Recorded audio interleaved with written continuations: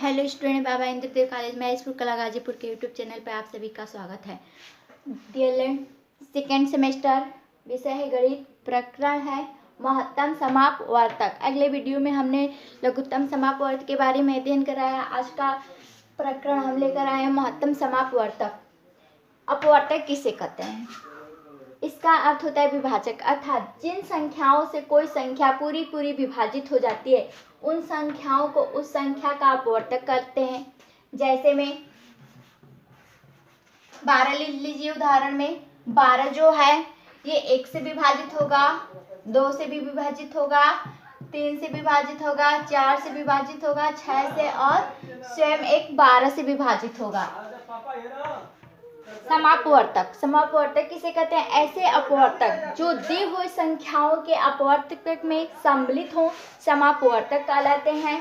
समापवर्तक का अर्थ सर्वनिष्ठ होता है।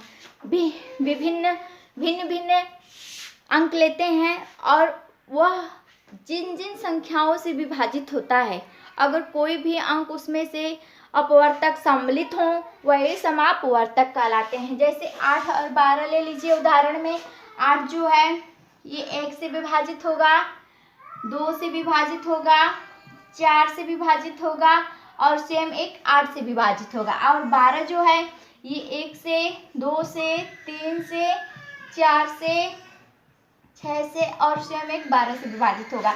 इन दोनों अपवर्तकों में जो भी अपवर्तक अगर समान है वही क्या कहलाएंगे? समापवर्तक कहलाएंगे।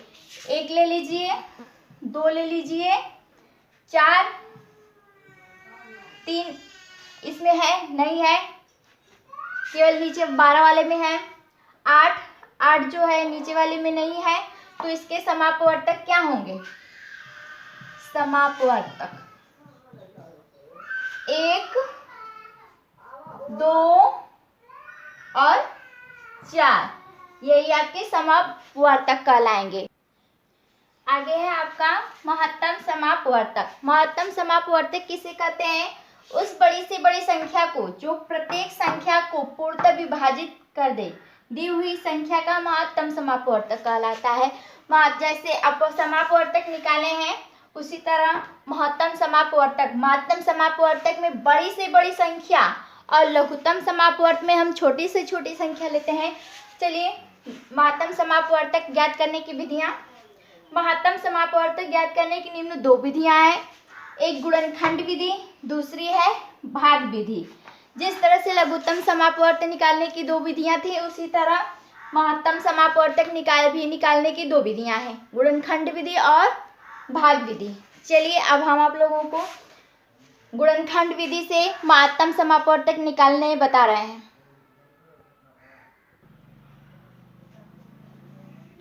गुणनखंड विधि से मौसा ज्ञात करना।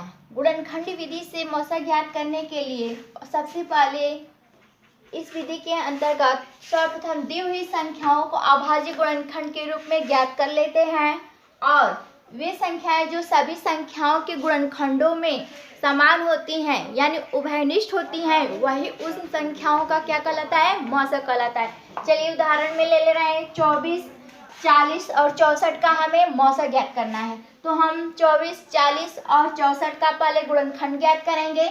24 का गुणनखंड ज्ञात करिए। 2 एकम 2, 2 दूनी की 4, 2 से फिर भाग दिया जाता है 6, 2 से 3 यानी इसके गुणनखंड कितने होंगे? 2 गुणे 2 गुणे 2 गुणे 3। अब 40 का गुणनखंड ज्ञात कर रहे हैं। 40 में सबसे पहले 2 से भाग देंगे, 2 दूनी के 4, 20 हो गया। फिर 2 से भाग देंगे 1, 0, 10 होगा। फिर 2 से 5, फिर 5 है तो 5 से भाग जाएगा, 5 एका 5 यानी 40 के गुणनखंड क्या होंगे? 2 गुणे 2 गुणे 2 गुणे 5। अब 64 का गुणनखंड ज्ञात करेंगे। 64 2 से भाग दीजिए, 3, 2, फिर 2 से 1, 6, फिर 2 से 8, फिर 2 से 2 चौको 8, फिर 2 से 2 एकम 2। कितने बार 2 आया है? 1, 2, 3, 4, 5, 6 बार 2। तो 64 का गुणनखंड होगा 2 गुणे 2 गुणे 2 गुणे 2 गुणे 2 गुणे 2, 1 2 3 4 5 6 बार आया है। तो मौसे ज्ञात करना है। मौसे ज्ञात करने के लिए इन तीनों के गुणनखंडों में जो संख्या उभयनिष्ठ होगी वही उसका क्या होगा, मौसा होगा। 2, इसमें भी 2, इसमें भी 2, 2 ले लेंगे। इसमें भी एक 2 है, इसमें भी 2, इसमें भी 2, एक और 2 ले लेंगे, फिर 2 2 2, यानी 3 2 निकलेगा। जो उभयनिष्ठ रहेगा उसी को लेंगे। 3 इसमें है, 40 के गुणनखंड में 5 है, 3 नहीं है। 64 में 2 2 है, अन्य में 2 2 नहीं आया है। तो आपका मौसा कितना होगा, 2 गुणे 2 गुणे 2, यानी 2 पे 3 घात अर्थात 8। यही आपका क्या होगा, मौसा होगा। ये थी आपके गुणनखंड विधि से महत्तम समापवर्तक निकालने की विधि। अब हम आपको भाग विधि से महत्तम समापवर्तक निकालना बता रहे हैं। आगे है भाग विधि से मौसा ज्ञात करना। भाग विधि से मौसा ज्ञात करने के लिए इसमें दी हुई संख्याओं में से कोई 2 संख्या लेकर बड़ी संख्या को छोटी संख्या से भाग देते हैं। जो शेष आता है उससे प्रथम भाजक को भाग देते हैं और पुनः जो शेष आता है उससे द्वितीय भाजक को भाग देते हैं। यह क्रिया तब तक चलती है जब तक अंत में हमें शून्य शेष प्राप्त न हो जाए, अंतिम शेष शून्य न हो जाए तथा अंतिम भाजक ही दी गई संख्याओं का मौसा कहलाता है। चलिए उदाहरण देकर हम समझा रहे हैं। उदाहरण में ले लीजिए 156 है, 221, 364 का हमें मौसा ज्ञात करना है। 2 संख्या लेते हैं, 156 और 221 ले रहे हैं। इसमें छोटी संख्या क्या है, 156, बड़ी संख्या क्या है, 221। परिभाषा में आप देखे हैं इसमें दी हुई संख्याओं में से कोई 2 संख्या लेकर बड़ी संख्या को छोटी संख्या से भाग देते हैं। तो बड़ी संख्या में छोटी संख्या से भाग दिया जाए, एक बार भाग जाएगा 156। जब एक बार भाग गया है तो आपका शेष आएगा 65, बचा शेष 65।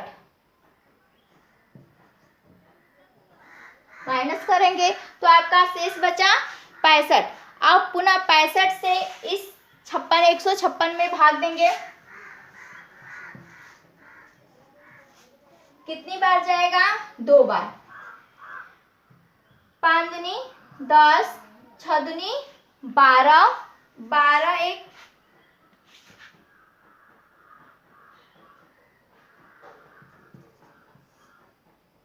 माइनस करिए, घटाइए, 6 2 26 बचा। अब इस 26 से हम इसमें भाग देंगे 65 में। कितनी बार भाग जाएगा, 2 बार। 26 दूना के 52 होता है, माइनस करिए, 3 1 13, यानी आपका शेषफल कितना बचा, 13। अब इस शेषफल से पुनः 26 में भाग देंगे। 13 दूनी के 26, 2 बार में भाग जाएगा, कट जाएगा, आपका शेष 0 आ गया। और अंतिम भाजक कितना है, किससे भाग दिए थे, 13 से। अब इस 13 से हम इस 364 में भाग देंगे। चलिए भाग दीजिए। 364 में 13 का भाग देंगे तो पहले भाग 2 बार में जाएगा, 2 अंक लेते हैं, आपका आएगा 26 0 1 4, 104 आ गया। अब 104 में 13 का भाग 8 बार में जाएगा।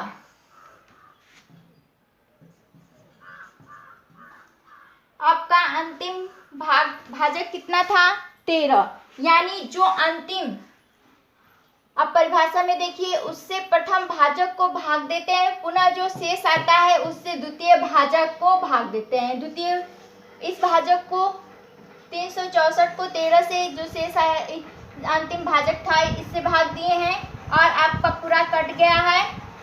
तो जो अंत में अंतिम भाजक ही दी हुई संख्याओं का मौसक कहलाता है। हमारा अंतिम भाजक कितना था?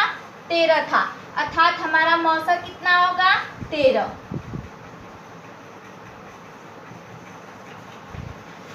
ये थी भाग विधि से मौसक ज्ञात करने की विधि और परिभाषाएं। धन्यवाद।